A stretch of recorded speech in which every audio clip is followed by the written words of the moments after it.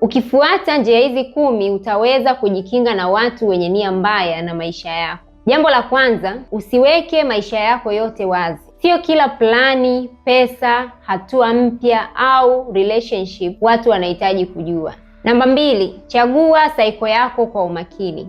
Watu wengi huumizwa na watu walio karibu nao kuliko strangers. Namba 3, sikiliza matendo kuliko maneno. Watu wengi wenye nia mbaya hujificha kwenye maneno mazuri. Jambo la 4, weka boundaries, weka mipaka.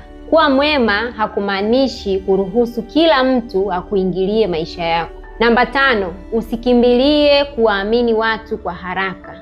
Trust ijengwe taratibu. Namba 6, jifunze kusoma red flags. Mfano, wivu, manipulation, inconsistency, fake support, fake friends na vitu vinavyofanana na hivyo. Namba 7, usiwe desperate kwa approval. Kuwa wewe, usifeki ili kuwafurahisha watu. Watu wakihisi kwamba unahitaji sana validation, inakuwa rahisi sana kukutumia. Namba 8, jilinde kifedha, kidigitali na kiakili. Vitu vyako vya msingi kama vile passwords, documents za muhimu, fedha na plans usiwe careless. Hakikisha unavihifadhi vizuri. Namba 9, dumisha utulivu wa akili. Ukiwa ni mtu wa kupaniki, mwenye emotions nyingi, inakuharibia uwezo wako wa kufanya maamuzi sahihi. Namba 10, kubali ukweli mmoja muhimu. Huwezi kucontrol kila mtu mwenye nia mbaya kwako.